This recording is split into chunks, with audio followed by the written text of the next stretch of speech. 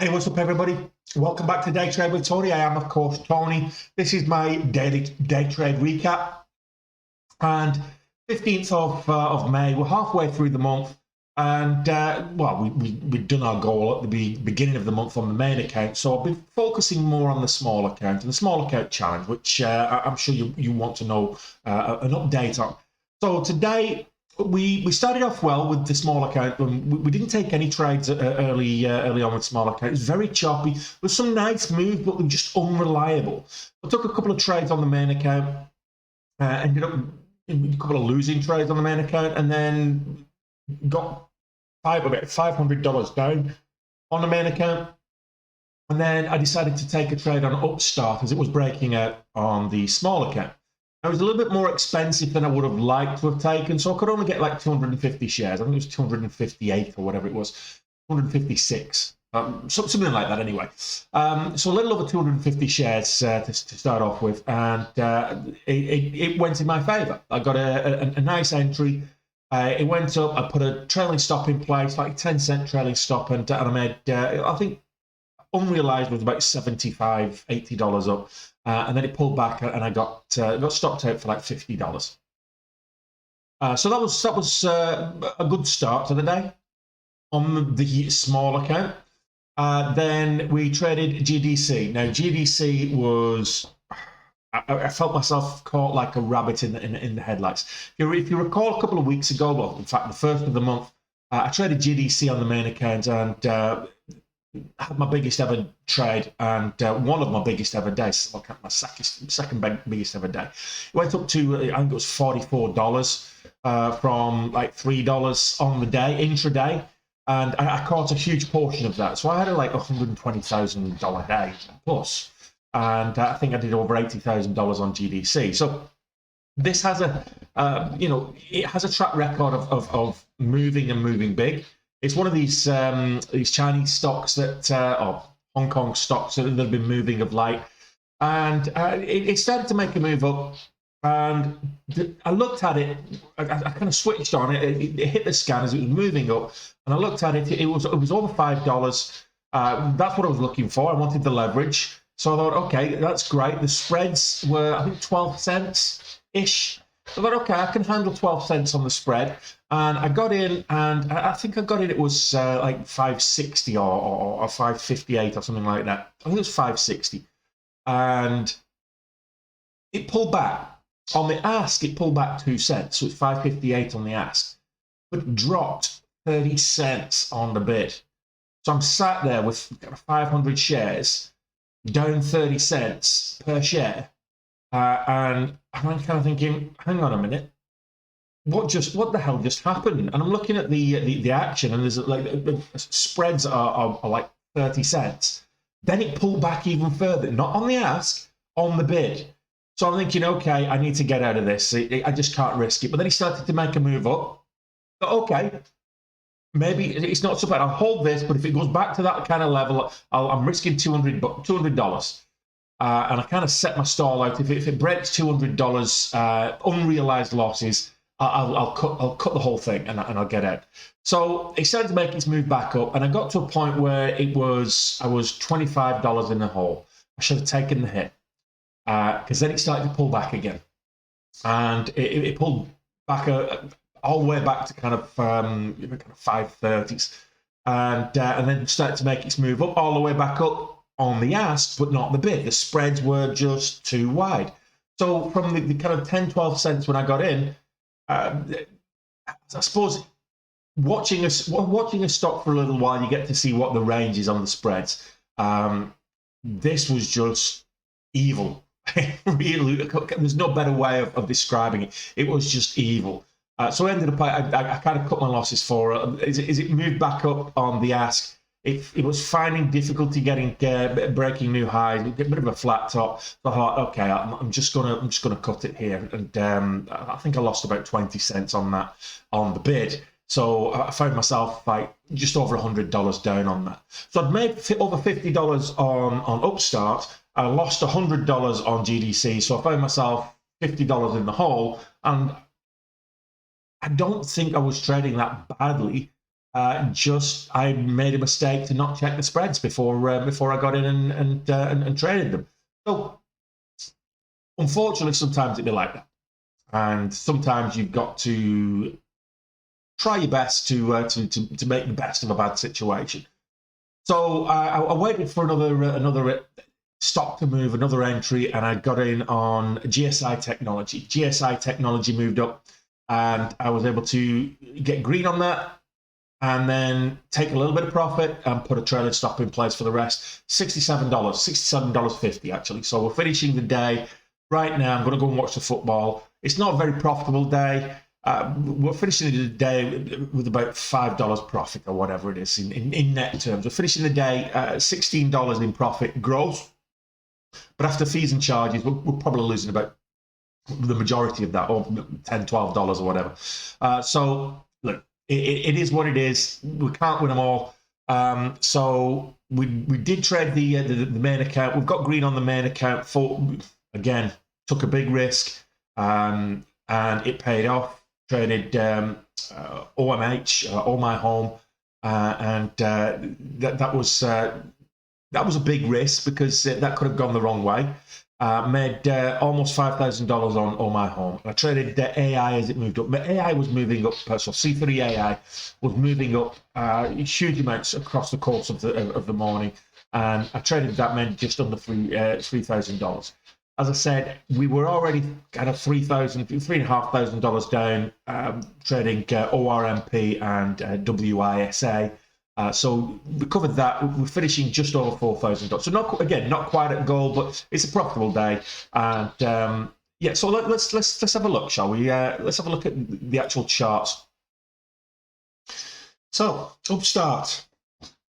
We got in as they started to make its move up and breaking new highs. We got in a pullback, and then we got in, and we got in for 256 shares. As it pulled back further, on its way back up, I added another 24 shares. So we had 280 shares. It then started to make its move up, and I put a trailing stop in place. As it moved up and pulled back, it stopped me out, and we got $50 there. Then we traded the devil incarnate, which was GDC. So GDC moved up. It hit the scanners as it was moving up, and it moved up really well. I checked the spreads before I entered. I checked everything else. It started to make its move up. We were breaking new highs. I got in. It moved up, and I think that it started high of 565 here. It just didn't get over that, but it moved up to 565. Hit it a couple of times.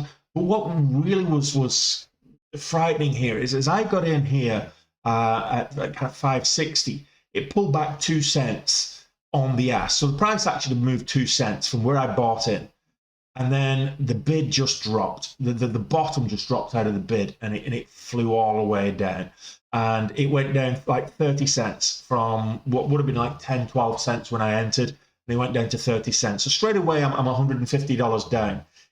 I'm kind of looking at the spreads thinking, what the heck just happened? And then it pulled back even further. I'm almost $200 down, and that's where I drew the line in the sand, as I mentioned. It did move all the way back up to 565 on the ask. Didn't take the bid all the way with it. The bid went up a little bit, but didn't take the bid all the way with it. Went up to 565 on the ask a couple of times, and then it started to pull back down again. I'm kind of thinking, do you know what? It's just struggling to get over 565. I'm just going to cut it here, and I cut it for $100, just over $100 down. So I was like 20 cents down on it because, yeah, we had 500 shares in this one at the time. So we ended up getting out for a substantial loss. It's like 20% loss. Well, no, not quite. It's probably about, what are we looking at? 14% loss on the equity position. So yeah, that kind of annoyed me a little bit, because I should have been checking out what how range it was, the spreads. To be fair, it looked like it was a 12-cent spread, but I didn't expect it to spreads to widen so quickly, and I got caught with that. So caught a little bit flush, and look, it is what it is. So then we traded GSI, and GSI Technology This made its move up. It broke this level here, so we've got a kind of a double bottom formation here certainly on the higher time frames. So it broke this, and I'm looking for an entry as it pulls all the way back. First off, it moves up into a hold. Then it pulls all the way back. That's when I'm looking for an entry. I'm thinking, okay, we've got this double bottom formation, hence why the breakout is so volatile. This volatility halt here. On resumption, it gapped down. So on resumption, it then moved all the way back up again, and I got in as it broke new highs. I got in, and I was able to take some profit. First, went in for I think I have 500 shares. I took 250 off. And then put a trailing stop in place. And as it moved up, as it pulled back, it stopped me out for the rest. So that pretty much covered the losses that we were still reeling from on GDC. I've been looking at other things. A couple of things were moving, but some of them are a bit more expensive, like C3 AIs, $20 a share. Upstart's now $20 a share, even though I traded it at kind of like $12, $13.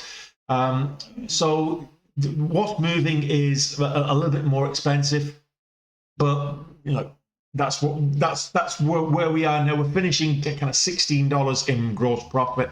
The likelihood is that's going to be wiped out by fees and charges. So I'm kind of thinking it's a break-even day. It's a break-even day is not a losing day, so that's important.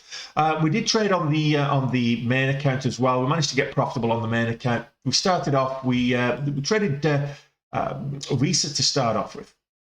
So the first one was up into kind of almost a gap and go. So we got it here, and then as it started to pull back, we just cut it for I think 7 cents or whatever it was. So that wasn't too bad of a loss. But later in the day, when it started to make its move back up, we got the double top here, and I was in, of course. And as it pulled down, I decided to kind of look for the move back up, double down, and I always say, only ever double down, only ever buy the dip from a position of strength. And I wasn't in a position of strength, so I had to look for a bounce on the VWAP, and I even added more. So we ended up, I was like 15,000, 20,000 share position on this one. The level 2 was stacked as well. So as it wouldn't break for me, I ended up cutting my losses as it broke the VWAP and moved further down. So whilst I lost kind of a little over $2,000, I think I only lost about 20 cents, not even 20 cents, about 15 cents or whatever it was. So that's because of me adding down and going in bigger size. Of course, every penny counts, the bigger the size you are. So that's where we were. Then I traded AI, and AI was moving wonderfully across the course of the day. You look at this; it's a bit choppy, but it's a steady incline. It's a steady gain across the course of the day, and we were able to trade this here. We got this move up, and we were able to trade this up here, and I got stopped out on this piece here. So that was AI, or C3 AI is the company, AI being the ticker. I took one of the trade, and I thought, I kind of got lucky on it. And so this was here. So you had the move up, and then kind of double top pull back. As it started to make new highs here, that's when I got in, and I went in too big. I went in way too big. I went in for 2,500 shares, and I got 2,500 shares. Really, really quick fill, good fill, and the spreads were just scary as hell.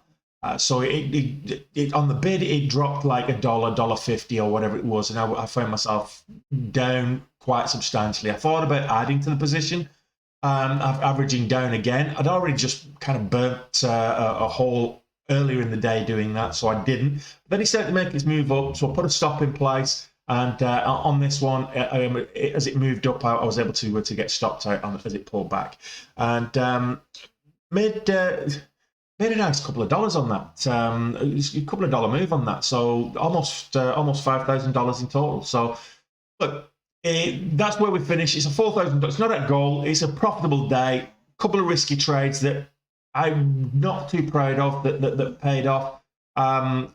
being a little bit greedy with the ones that are filling me in red. If I finish the day kind of a 50-50 in terms of 2 winners, 2 losers, small account is profitable, but just barely. It's probably after fees and charges. It might even be a small red day, but I'm going to call it scratch day for now, and we'll see what happens on settlement overnight. In the meantime, I'm going to go watch the football. You have a good day. Don't forget, I'll be doing it again tomorrow, an hour before the market opens. So we'll get the last 60 minutes of the pre-market session. So from 8:30 a.m. market time, so that's East Coast or New York, till 9:30 a.m. we'll be trading pre-market, and then we'll trade after the bell for the first 90 minutes to 2 hours after the bell as well. So come join me then, and we'll do it all over again. In the meantime, enjoy your evening. I know I'm going to enjoy mine. Well, assuming my team win.